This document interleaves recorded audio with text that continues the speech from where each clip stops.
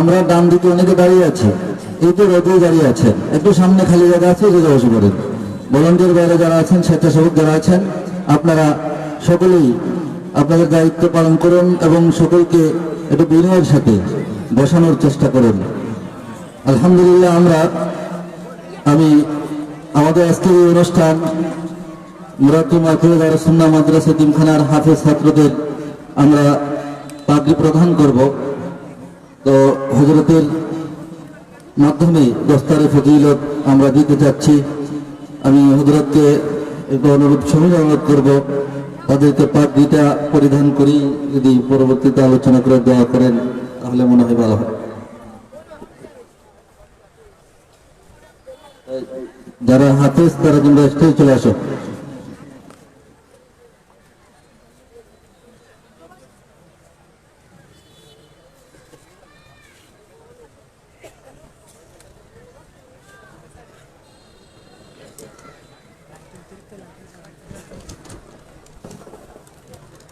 আলহামদুলিল্লাহ, এবার যারা আমাদের মাদ্রাসা থেকে হাফেজ হয়েছেন, আমি নাম বলছি। হাফেজ মোহাম্মদ আব্দুল জলিল, তার নাম মোহাম্মদ লুকমান আহমদ, গ্রাম মারকুলি, শাল্লা সুনামগঞ্জ। হাফেজ আব্দুল জলিল, যার বাড়িতে লজিং থেকে লেখাপড়া করেছেন, লজিং মাস্টারের নাম হচ্ছে মোহাম্মদ ওয়াসিম মিয়া। ওয়াসিম মিয়ার বাড়িতে থেকে লেখাপড়া করে সে হাফেজে কোরআন হয়েছে। হাফেজ আব্দুল জলিলকে পাগড়ি পরিয়ে দিচ্ছেন আমার শাইখ মুর্শিদ আল্লামা খালেদ সাইফুল্লাহ আইয়ুবী হাফিজাহুল্লাহ। দুই, হাফেজ মাসুম বিল্লাহ। হাফেজ মাসুম বিল্লাহ পিতা মোহাম্মদ আব্দুস সবুর, গ্রাম সন্তোষপুর, দিরাই, সুনামগঞ্জ। সে বোর্ডিংয়ে, আমাদের লীলা বোর্ডিংয়ে খাওয়া দাওয়া করে, একটা অসহায় ছাত্র। আমরা আমাদের মাদ্রাসার তরফ থেকে তার যাবতীয় খরচ আমরা বহন করে থাকি আমাদের গুলাবা ফান্ড থেকে। হাফেজ রুমান আহমদ, পিতার নাম এনামুল হক, ঠিকানা মুরাদপুর, বানিয়াচং, হবিগঞ্জ। সে তার নিজ বাড়িতে থেকেই খাওয়া দাওয়া করে আমাদের এই মাদ্রাসা থেকে হাফেজ কোরআন হয়েছে। 4, হাফেজ মোহাম্মদ আলী, পিতা মৃত সামিদ মিয়া, ঠিকানা নোয়াগাঁও, দিরাই, সুনামগঞ্জ। সে বোর্ডিং এবং ক্রমান্বয়ে এনাম মিয়ার বাড়িতে লজিং থেকেছেন, বর্তমানে শাহজাহান মিয়ার বাড়িতে লজিং। হাফেজ রাকিব আহমদ, পিতার নাম মোহাম্মদ মুস্তফা মিয়া, নোয়াগাঁও, দিরাই, সুনামগঞ্জ। সে যার বাড়িতে থেকে লেখাপড়া করেছে, লজিং মাস্টারের নাম হচ্ছে জামির হোসেন, আমাদের গ্রামের জামির হোসেন। ওনার বাড়িতে খাওয়া দাওয়া করছেন এবং হাফেজ কোরআন হয়েছেন। আমরা যাদের বাড়িতে যাদের সহযোগিতায় তারা হাফেজ কোরআন হয়েছেন, আমরা দোয়া করি আল্লাহ পাক যেন তাদের জানে মালে বারাকাত দান করেন। এবং যারা হাফেজ কোরআন হয়েছেন, আমরা এই মাহফিল থেকে তাদের সুস্বাস্থ্য এবং দীর্ঘায়ু কামনা করি। এবার যে আপনাদের সামনে গুরুত্বপূর্ণ নসিহত পেশ করবেন সুলতানুল ওয়াইজিন আমার শাইখ মুর্শিদ আল্লামা খালেদ সাইফুল্লাহ আইয়ুবী হাফিজাহুল্লাহ। হযরতের গুরুত্বপূর্ণ তাকরীর পেশ করবার জন্য ইন্তেজামিয়া কমিটির পক্ষ থেকে মুআজ্জাবানা দরখাস্ত পেশ করছি।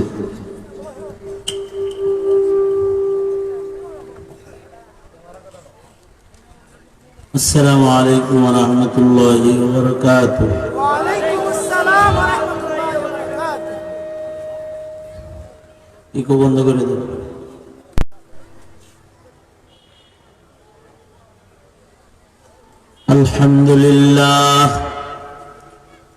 আলহামদুলিল্লাহি ওয়া কাফা ওয়া সালামুন আলা ইবাদিহিল্লাযীনা ইসতাফা। أما بعد فأعوذ بالله من الشيطان الرجيم. بسم الله الرحمن الرحيم.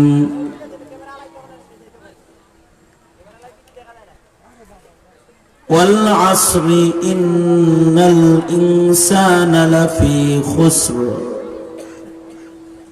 إلا الذين آمنوا وعملوا الصالحات وعملوا الصالحات وتواصوا بالحق وتواصوا بالصبر. وقال النبي صلى الله عليه وسلم: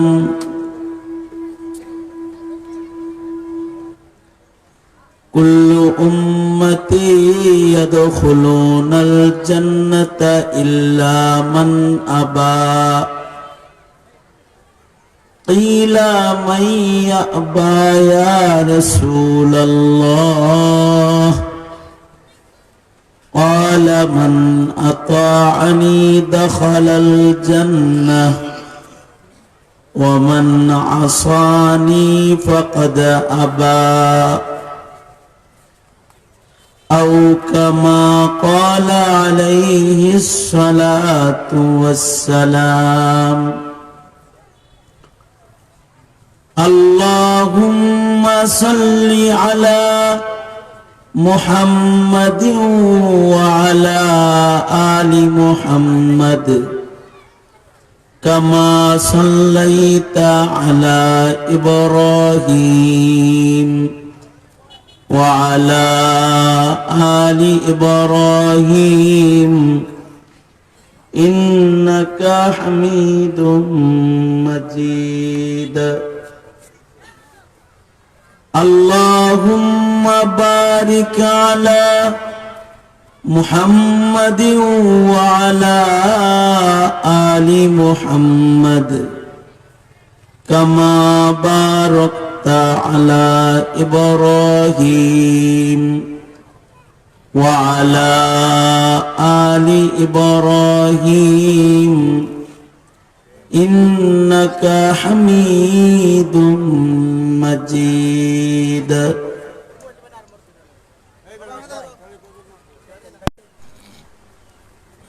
মারকুলি বাজার দারুস সুন্নাহ মাদ্রাসা আয়োজিত দস্তরবন্দি মাহফিলের মোহতারাম সভাপতি, উপস্থিত হযরত বুজুর্গ উলামায়ে কেরাম, সম্মুখপানে সমবেত দিন প্রিয়, ইসলাম প্রিয়,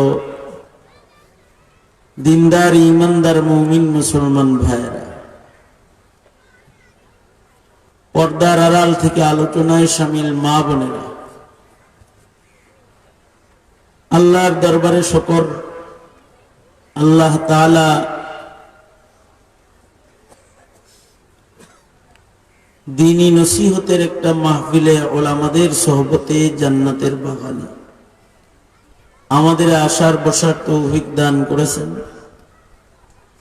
কালিমাতুশ শুকর পড়ি, শুকরিয়া আদায় করি, জবান খুলে মুহাব্বতে ভক্তি ভরে সমস্বরে আওয়াজ করে সকলে বলুন আলহামদুলিল্লাহ।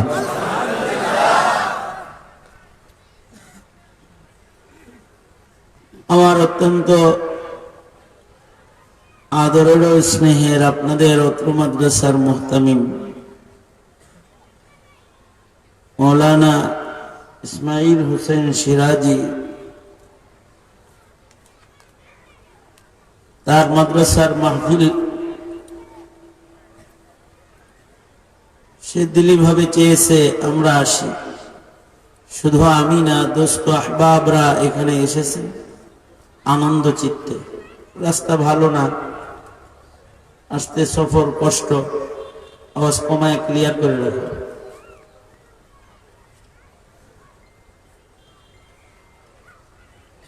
আমিও নদীপথে সফর করে আসতে হয়েছে, তারপরেও মুহাব্বতের কারণে কষ্ট ক্লেশ যেটা আছে সেটা মুহাব্বতের চাদরের নিচে ঢাকা পড়ে গেছে। বিশেষভাবে আমার অত্যন্ত মুহাব্বতের ছোট ভাই মুফতি রফি বিন মুনির দামাত বরকাতুহুম এই মাহফিলটাকে সফল করার জন্য সকলের সাথে যোগাযোগ করে তিনি আলাদা করে মেহনত করেছেন। গতকালকে রাত থেকেই ঢাকা থেকে আমাকে সাথে রেখে একসাথে সফর করে এ পর্যন্ত পৌঁছেছেন। গুরুত্বপূর্ণ নসিহত তিনিও করেছেন। আপনাদের এলাকার হবিগঞ্জের সন্তান মৌলানা লুকমান সাদি দামাত বরকাতুহুম,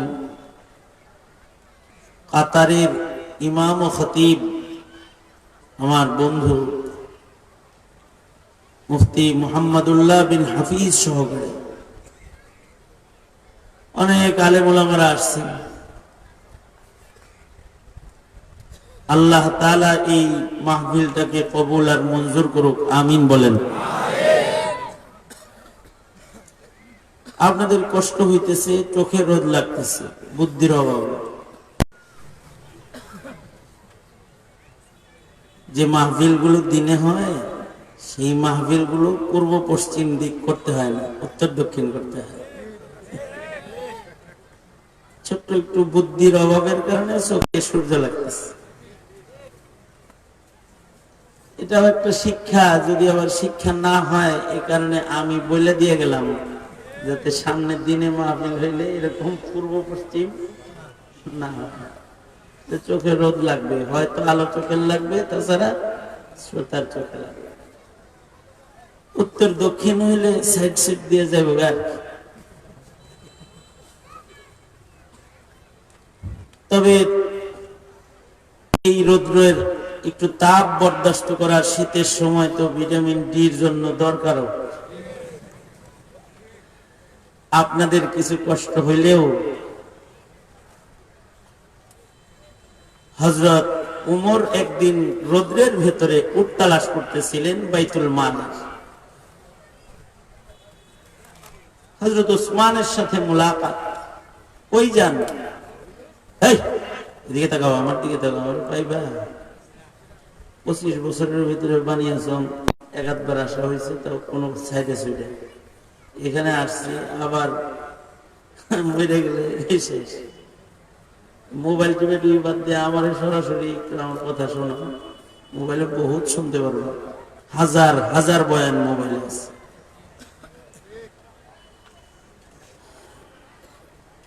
দোনো হাত উপরে তোলেন, চোখে ধরে রাখে, নাড়াচাড়া করেন।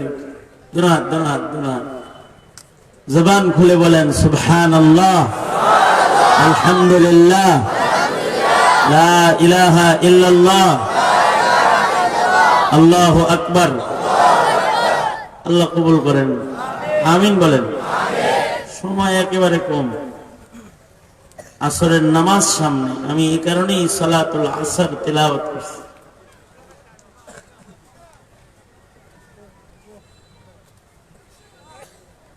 আল্লাহ তাআলা রোদ্রের তাপ যেটা বরদাস্ত করতেছেন, এটার একটা পুরস্কার আছে। হযরত উসমান হযরত ওমরকে বললেন, আমিরুল মুমিনিন, মরু অঞ্চলে দুপুর বেলায় এরকম ভর দুপুরে রোদ্রের ভিতরে ঘুরতেছেন কেন? হযরত ওমর বললেন, বাইতুল মালের একটা উট হারায় গেছে। হযরত উসমান বললেন, বাইতুল মালের উট হারাইছে, এটা চৌকিদার পাঠায় দিতেন, আপনি খলিফাতুল মুসলিমিন, আপনারাই দিব। হযরত ওমর বললেন, হাসরে তো জিজ্ঞাসাটা আমারে করবে, নিজের তাগিদে নিজে আইছে। হযরত উসমান বললেন, বিকালে আইতেন, এমন বড় দুপুরে আইছেন কেন? রোদ্রের তাপ। হযরত ওমর বলে, কোরআনের আয়াত পড়লেন, কুল নারু জাহান্নামা আশাদ্দু হাররা, দোজখের আগুনের তাপ অনেক বেশি। উসমান, যদি এই হারিয়ে যাওয়া উটের কারণে আল্লাহর কাছে ধরপাকড়ের শিকার হইয়া যায়, আর যদি দোজখের আগুনে পড়ে যায়, জাহান্নামের আগুনের তাপ অনেক বেশি শক্তিশালী, এই রোদ্রের তাপের কাছে ওইটা কিছু না। আর রোদ্রের তাপে বাইতুল মাল খুঁজতেছি, কবুল করে যদি আল্লাহ তাআলা জাহান্নামের আগুন থেকে আমাকে মাফ করে দেয়, তাহলে তো বাইচে গেলাম। একটা গরম সহ্য করতেছি তো আর একটা গরম থেকে বাইচে গেলাম, তাহলে তো পাশ করে ফেললাম। সুতরাং আমাদেরটাও আপনাদেরটাও একই রকম, একটু গরম লাগলেও আমারটা বাদ, আমি ঠান্ডায় আছি। গরম লাগলেও এই গরমিটা যদি দোজকের আগুন থেকে বাঁচার উসিলা হয়, তাইলে তো বৈঠক সফল হয়ে গেল। এখানে আল্লাহ এটাকে কবুল করে নেক, আওয়াজ করে জোরে করে বলে না আমিন। আমি এখন ওয়াজটা কি এদিকে ঘুরে করবো না এদিকে ঘুরে করবো না, কোন দিকে করবো তাল পাইতেছি না। সামনে কোন ডানে বামে বেশি, ঠিক আছে জায়গায় বসে থাকেন, সময় কম। আমি কোরআনে কারীমের 103 নম্বর সূরা নাজিল হওয়ার দিক দিয়ে 13 নম্বর, মক্কায় অবতীর্ণ মক্কি সূরা সূরাতুল আসর আপনাদের সামনে তেলাওয়াত করছি। তাফসীর করার নিয়ত নেই, তেলাওয়াত করছি সাহাবীদের একটা আমলের নকল করার নিয়ত। সাহাবায়ে কেরামের আদত খাসলাত হলো, সাহাবীরা যদি একজন আরেকজনের সাথে মুলাকাত,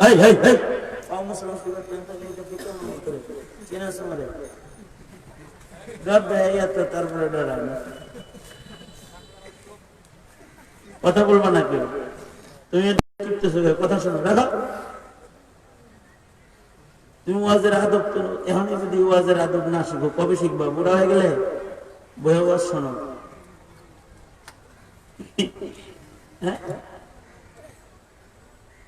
আমার ভয় পায় না কেউ, অনেক সময় ধমক দিই আমি, তাও ভয় পাই না। দেখ ভয় না পাইলে বললাম তো।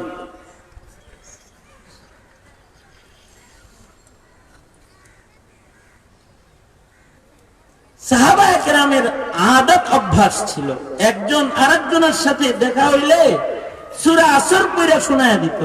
কারণ সূরা আসর শোনায় দেওয়া আর টোটাল দ্বীন ইসলাম কারোর কানে দেওয়া একই কথা।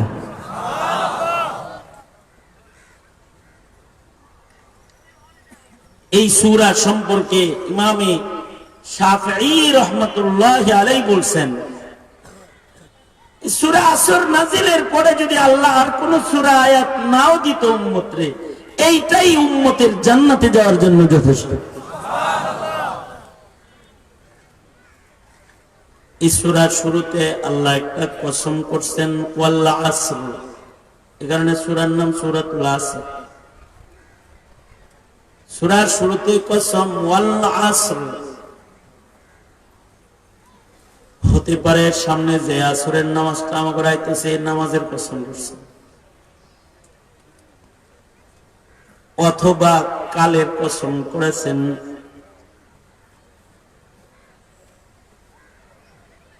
সময়ের কসম করেছেন।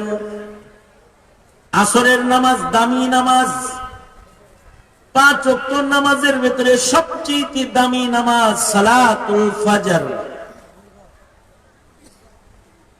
কারণ ফজরে কোরআন তেলাওয়াত বেশি, ফজরে সওয়াব বেশি, ফজরে কষ্ট বেশি, ফজরে সওয়াব বেশি। লেপের নিচে শীতের দিনে বাইরে হওয়ার কষ্ট না, আরাম আরাম লাগে, কষ্ট বেশি সওয়াব বেশি। ফজরে ইমাম সাহেব তেলাওয়াত করে তোর খালি ঘুমে ধরে আর মনে মনে কয়, কিরে এর কি কোনো কাম নাই, এত পরে কে?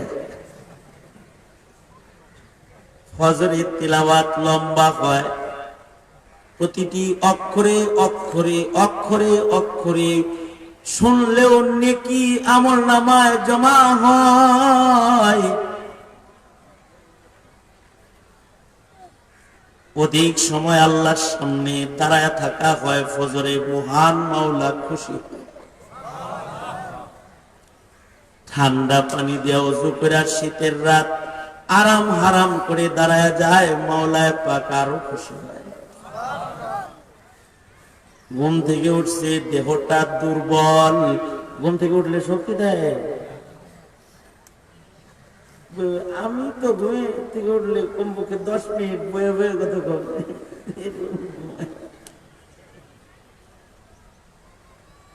দুর্বল দেহ, তারপরে লম্বা নামাজ পড়ে কারে খুশি করার জন্য? জোরে বলেন।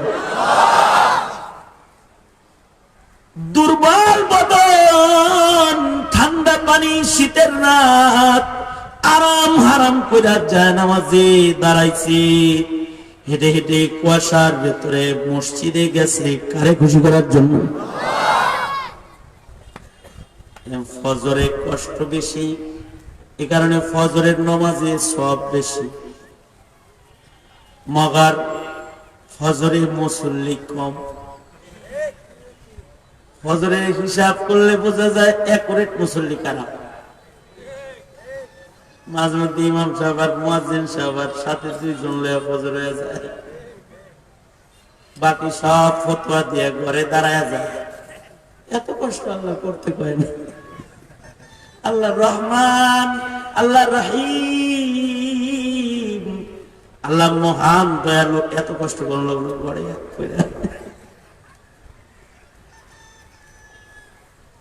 কিন্তু ফজরের ওয়াক্ত এত দামি। 24 ঘন্টার ভেতরে সবচেয়ে দামি সময়ের নাম হলো ওয়াক্তুল ফজর। 24 ঘন্টার ভেতরে সবচেয়ে দামি ওয়াক্ত কোনটা? এই দামি ওয়াক্ত কোনটা বলো? তোমারে বলছি দামি ওয়াক্ত কোনটা? ফজর। বলো, ভালো করে বলো, ফজর। মাশাআল্লাহ। ফজরের ওয়াক্ত হলো 24 ঘন্টার ভিতরে সবচেয়ে দামি ঘন্টা, ফজরের ঘন্টাটা। ফজরে মাকামে নবুয়ত, ওয়াক্তের ভেতরে ফজরে, ফজর হলো মাকামে নবুয়ত, সর্দার ওয়াক্ত। সব কিছুর ভেতরে সর্দার আছে, মাখলুকের ভেতরে সর্দার হলো ইনসান, আর মানুষের ভেতরে সর্দার হলো মুহাম্মাদুর রাসূলুল্লাহ সাল্লাল্লাহু আলাইহি ওয়াসাল্লাম। মাটির ভেতরে সর্দার মাটি, হুদুদে হারাম।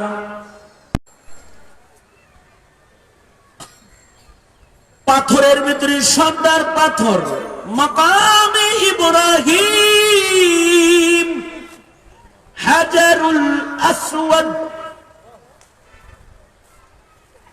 পাহাড়ের ভিতরে সর্দার পাথর, সর্দার পাহাড়, সাফা মারওয়া তুর নূর সুর, সর্দার পাহাড়। দিনের ভেতরে সাইয়্যিদুল আইয়াম, ইয়াউমুল জুমআহ, ইয়াউমুল আরাফা। রাতের ভেতরে সর্দার রাত, লাইলাতুল কদর খায়রুম মিন আলফি শাহর। সর্দার রাত ওয়ালায়ালিন আশর, জিলহজের 10 রাত সর্দার রাত। লাইলাতুন নিসফি মিন শাবান,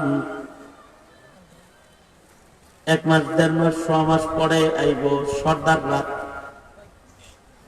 রাতের ভেতরে দামি রাত, ঘরের ভেতরে দামি ঘর, বাইতুল আতিক, কাবা, মক্কাতুল মুকাররমা। পানির ভেতরে সর্দার পানি, আবি জমজম, সর্দার পানি। খাবারের ভিতরে সর্দার খাবার, 3 জৈতুন, তামার, আসাল, সর্দার খাবার। ফলের ভেতরে সর্দার ফল, 3 জৈতুন। দুনিয়ার মধ্যে সর্দার খাবার মান্না সালওয়া, সর্দার খাওয়ান জান্নাতে আছে।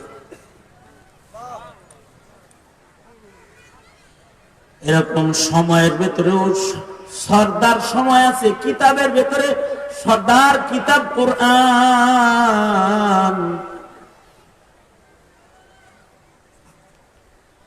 ওরকম সময়ের ভেতরে সর্দার সময় হলো ওয়াক্তুল ফাজর, মাকামে নবুয়ত।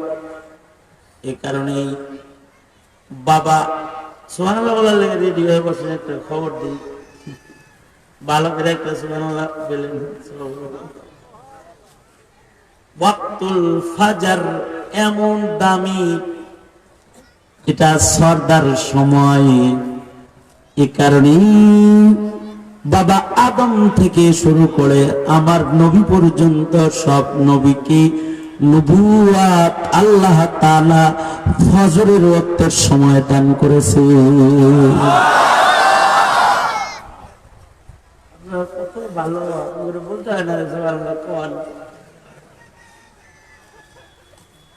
লোক ভালো আল্লাহ। তাহলে ওয়াক্তুল ফজর হলো আমির, আমির যেহেতু আছে ওয়াজিরও আছে। আমিরের ওয়াজির থাকে না, আমিরের ওয়াজির, আমিরের ওয়াজির হলো ওয়াক্তুল আসর, সালাতুল আসরের ওয়াক্ত যেটা, এটা ওয়াজির ওয়াক্ত। এই কারণেই এই ওয়াক্তটা হলো মাকামে বিলায়াত।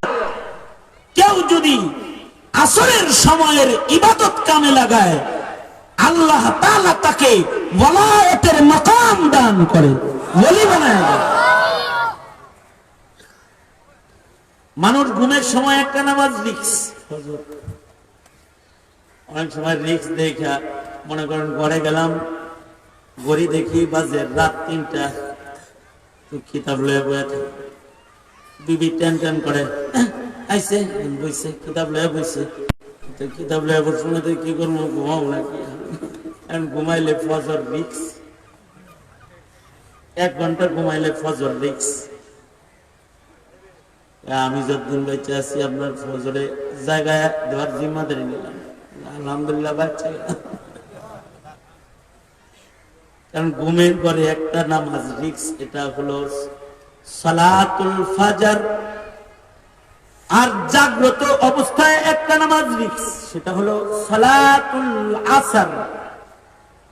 এটা হেলায় খেলায় হেলায় খেলায় বাজারে আজান দিছে, যাই বাড়ি যায় পরিগা, বাড়ি যাইতে যাইতে বিয়ের সাথে দেখা হয়েছে, খালাতো ভাইয়ের সাথে দেখা হয়েছে, মামাতো ভাইয়ের সাথে মুয়ানাকা করতে যে নাকে ব্যথা পাইছে, রক্ত বেরিয়েছে।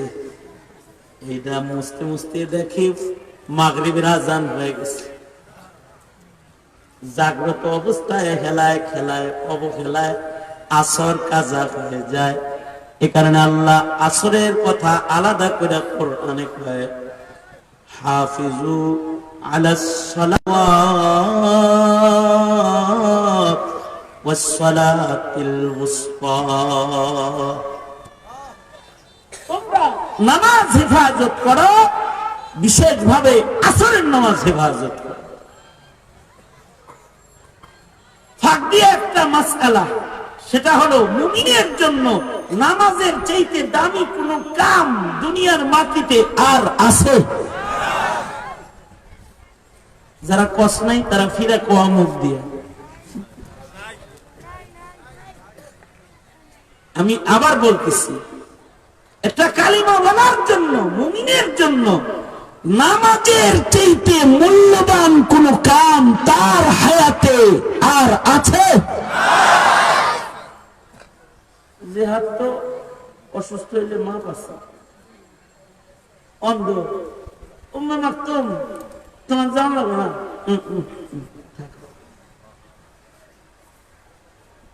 পায়ে ব্যথা ইনজুরি, তোমার যাওয়া লাগবে না, থাক। বুড়া, তোমারও যাওয়া লাগবে না, থাকো। মহিলা তুমি ঠিক আছে, জিহাদ করা লাগবে না, থাকো হজে যাও, নবী বলে। কিন্তু রোগে অসুখে যদি বিছানায় পড়াও থাকো, যদি দাঁড়িয়ে পড়তে না পারো, ফাসাল্লি কাঈদান, বসে বসে পড়ো। যদি বসে পড়তে না পারো, ঈমান, ইশারায় ইশারায় পড়ো। যতক্ষণ হুঁশ আছে, এক ওয়াক্ত নামাজ কাজা করার কোন বিধান উম্মতের জন্য আল্লাহ তাআলা খোলা রাখেন।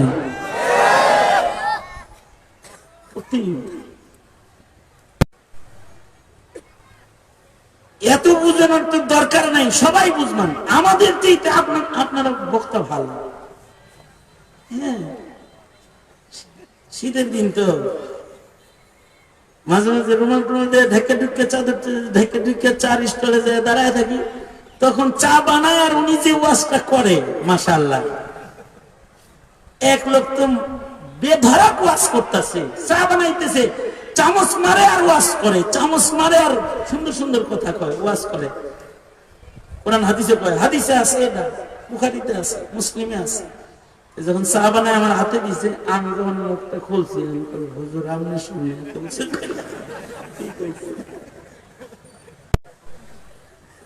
ওয়াজ তো সবাই করে।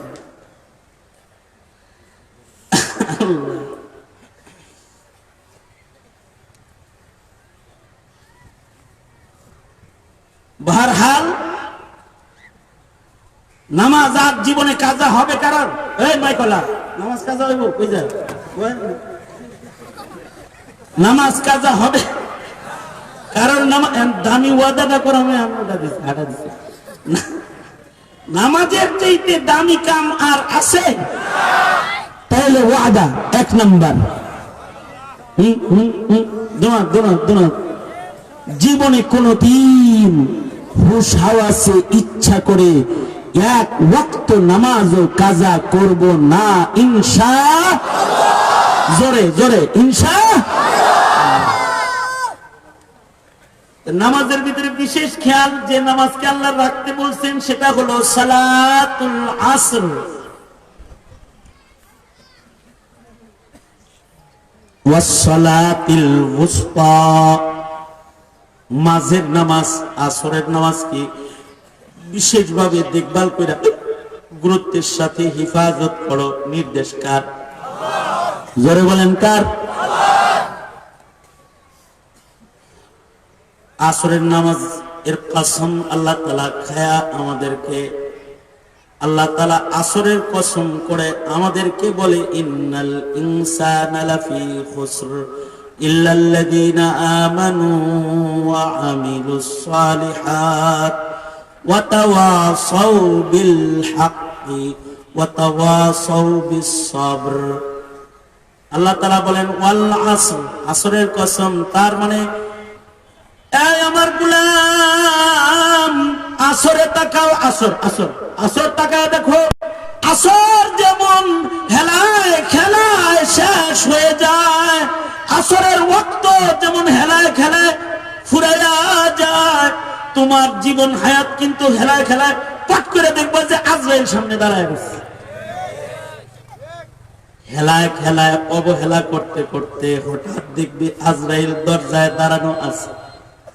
সেদিন পালাইবার রাস্তা পাইবা না। ছাত্রদের দাওয়াত থেকে পালান যায়, কিন্তু আজরাইলের দাওয়াত থেকে পালান যায় না। হাসিনা ছাত্রদের ধাওয়া দিয়েছে আর পালাইছে, জানেন ছাত্ররা দাওয়া দিছিল। মৌলবীরা ধৈর্য দিচ্ছে, আল্লাহ পুরস্কার হিসেবে কাটা দিয়ে কাটা তুলছে, ছাত্র দিয়ে দাওয়া দিছে। কারণ আমাদেরকে রাজাকার বলে ৭২ সাল থেকে, ৭২ সাল থেকে আমাদের কয় রাজাকার। ছোট ছোট মাদ্রাসার বাচ্চাদেরকে কয় রাজাকার। কত সাল থেকে? ৭২ সাল থেকে বলে রাজাকার রাজাকার রাজাকার। আর আমরা খালি ওই আয়াত পড়ি, ওইদা খাতাবাহুমুল জাহিলুনা ক্বালু সালামা। বেবুজ মূর্খে গাল দিলে পরে ওটা শোনা যাবে না। ইমাম সাহেব কানে তুলা দিয়া বয়ে থাকে, হেরার রাজাকার রাজাকার কয় ইমাম সাহেব। এরা ধৈর্য ধরছে, কিন্তু বদ অভ্যাস যদি কারোর রয় তাহলে অনেক সময় যেখানে সেখানে বদ অভ্যাসটা প্রকাশ পাওয়া যায়। মোল্লা করে রাজাকার বলতে বলতে বদ অভ্যাস হয়েছে। তো এবার বৈষম্য বিরোধী ছাত্র আন্দোলনের ছেলেরা যখন কোটা আন্দোলনের নামে মাঠে নামছে, মুক্তিযোদ্ধার সন্তান গুলাকেও গাল দিয়ে বসছে, কয় রাজাকারের বাচ্চা। এতদিন গাল লাইছে, কোনো অসুবিধা হয় নাই। মোল্লা গাল লাইছে, তারা ধৈর্য ধরছে, তাদের ধৈর্য বেশি। নায়েবে নবী তো, নায়েবে নবীদের ধৈর্য বেশি। নায়েবে নবীরা সহজে প্রতিশোধ নেয় না, নায়েবে নবীরা সহজে বদদুয়া করে না, নায়েবে নবীরা সহজে বদদুয়া করে না, সহজে করে না। কিন্তু যদি করে তাইলে বদদুয়াটায় ধরে। লাউ আকসামা আলাল্লাহি লা আবাররা।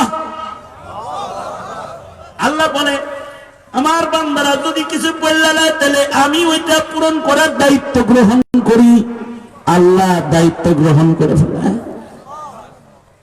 মোল্লারা বদদুয়া করে না, প্রতিশোধ লয় না। কারণ নায়েবে নবী যে অপরাধ করলো কয় আল্লাহ মাফ করে দেন, সামনে যে কয় লা তাসরিবা আলাইকুমুল ইয়াউম। মুসল্লিরা বেয়াদবি করছে, আসরের নামাজে মাগরিবে যায় কয় হুজুর সরি, কারে আগেই মাফ করে দিচ্ছে। কারণ নায়েবে নবী যে কিছু কয় না।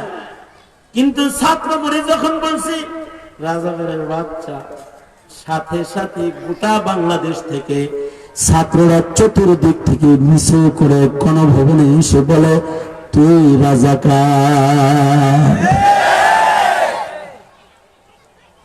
তুই রাজাকার।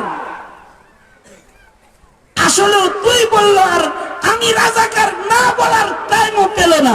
হেলিকপ্টার এলো, উড়াল দিয়ে চলে গেল, পালাবার রাস্তা রাজাকার পেল না, পালাবার রাস্তাটা খুঁজে পেল না। আপনারা যদি আমার বাসা গণভবনের কাছে, গণভবনের সামনে দিয়ে যাওয়া আসা, ওটা একটা চিড়িয়াখানায় রূপান্তরিত হয়েছে। ছাত্ররা ঢুইকা যার রান্না করছিল তা খাইছে, বালিশ, তোশক, জানালার পর্দা, আয়না, চিরুনি, যে যা পাইছে, গনিমতের মাল, পুকুরের মাছ, হাঁস, মুরগি যা পাইছে সব গনিমত হিসেবে লয়ে গেছে।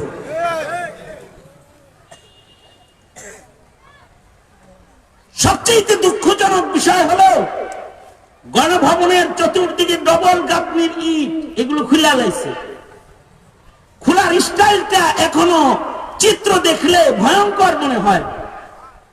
বুবুতে এমনি অনেক তেরা, যদি তেরামি করে খালি ওই দিন বসে থাকতো যেই তেরামিটা হুজুরদের লগে করছে, যে তালাক মানে ঢালাও ভাবে মৌলবীদেরকে মিথ্যা মামলা দিয়ে গ্রেফতার করে জেলখানায় প্রেরণ করেছে নিরপরাধদেরকে।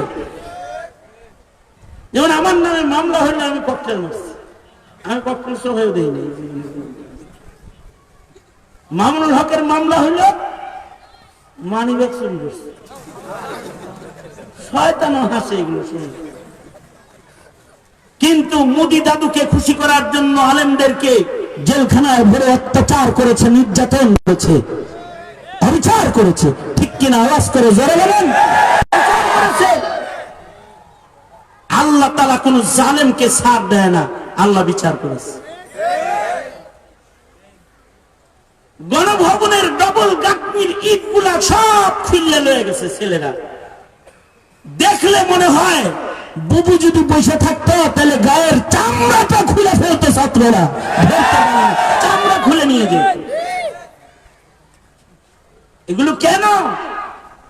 এগুলো হলো হায়াতে কুকর্ম করার কারণে, মানুষ হত্যা করার কারণে, শাপলা চত্বরে আলেম হত্যা করার কারণে, আলেম নির্যাতন করার কারণে, মুসলমানের ঈমান আকীদা নষ্ট করে এই জমিনে হিন্দুত্ববাদ প্রতিষ্ঠা করার অপচেষ্টা করার বিচারগুলো।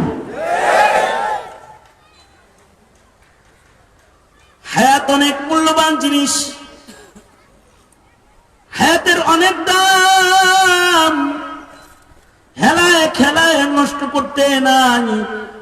আল্লাহ তাআলা হায়াতের কসম করেছেন, হতে পারে ওয়াল আসর,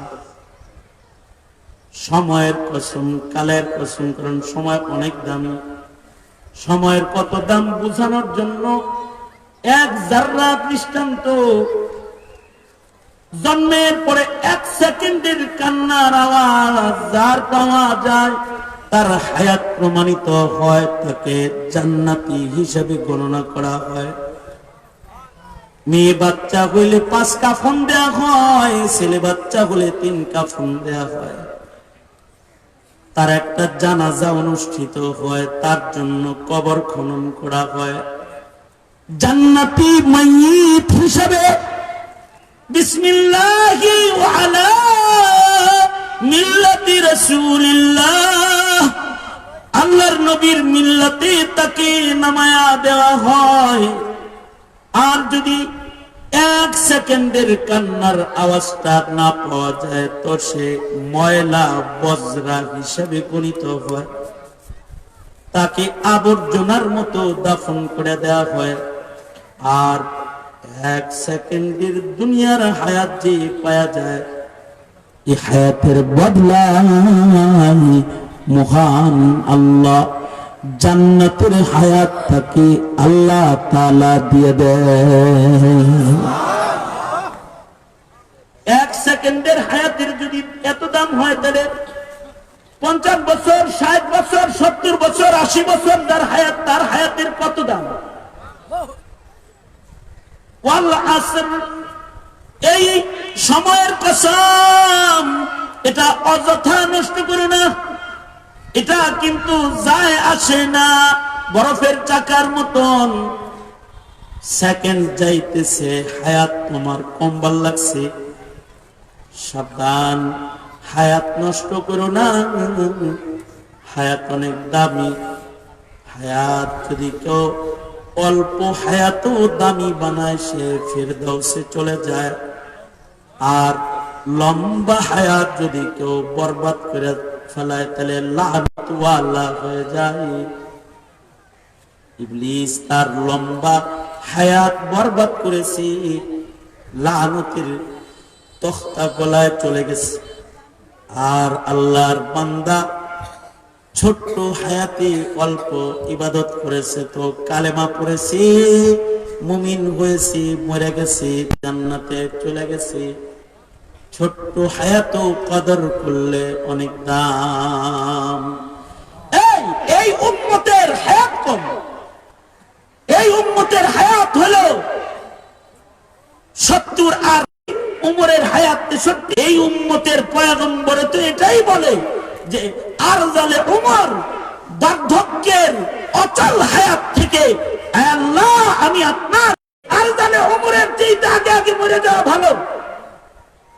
এ কারণে আল্লাহর রাসূল কি বলেছেন?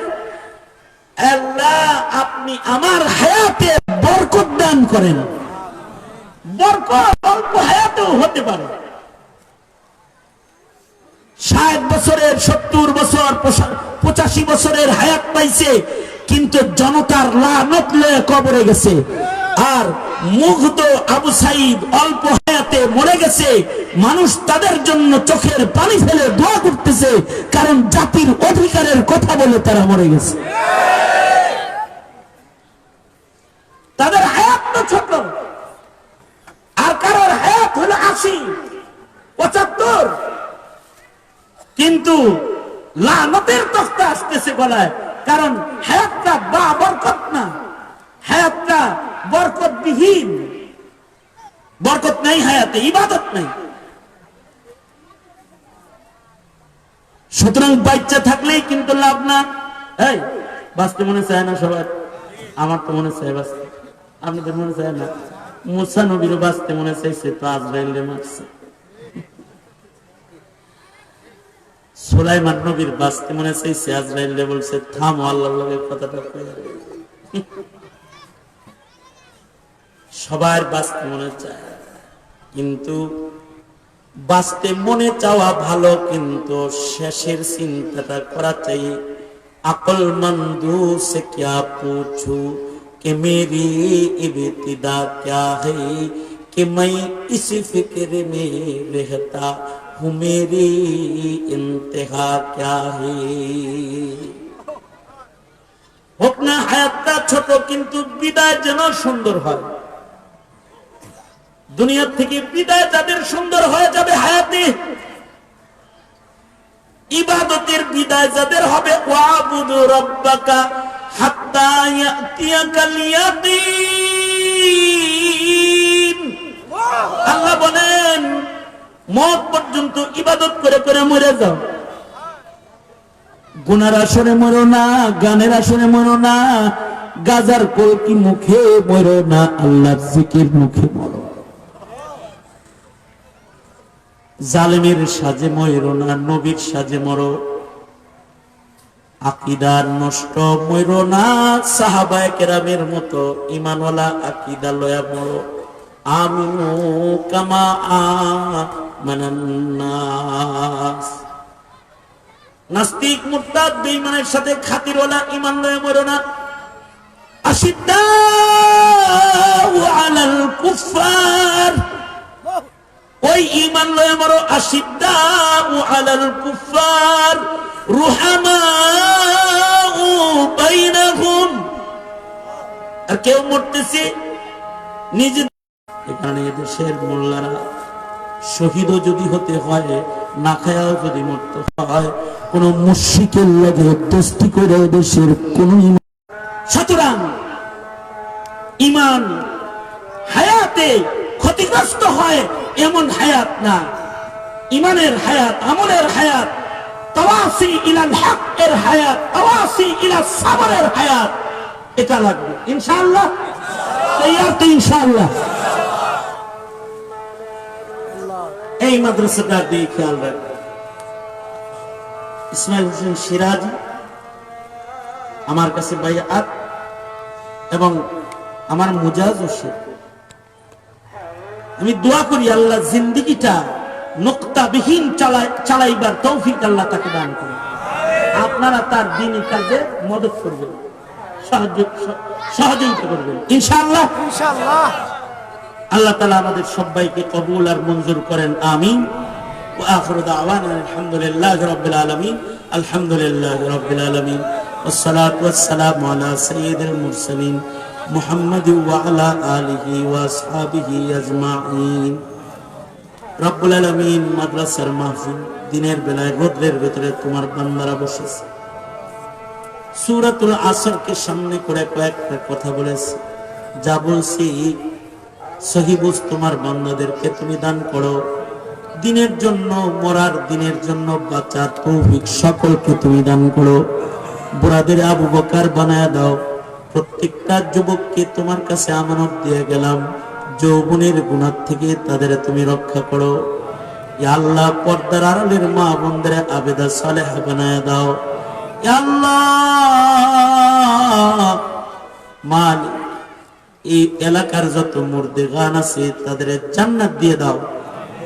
যারা অসুস্থ আছে তাদের সুস্থ করে দাও। এই বাজারের প্রত্যেকটা ব্যবসায়ীকে তোমার কাছে আমানত, তাদের রিজকে হালালে বরকত দাও। ইয়া আল্লাহ দিনের জন্য খরচ করার তৌফিক দাও। ইয়া আল্লাহ রব্বুল আলামিন মিলে মিশে বিবাদবিহীন চলার তৌফিক দাও। ইয়া আল্লাহ হক হক্কানিয়তের পতাকাকে উঁচু করে ধরার জন্য সর্বোচ্চ কুরবানি দিনেওয়ালা মুমিন হিসেবে কবুল করে নাও। যত কল্যাণ দাও অকল্যাণ হতে বাঁচাও। সুবহানা রাব্বিকা রাব্বিল ইজ্জাতি আম্মা ইয়াসিফুন ওয়া সালামুন আলাল মুরসালিন ওয়ালহামদুলিল্লাহি রাব্বিল আলামিন। আসসালামু আলাইকুম ওয়া রাহমাতুল্লাহ।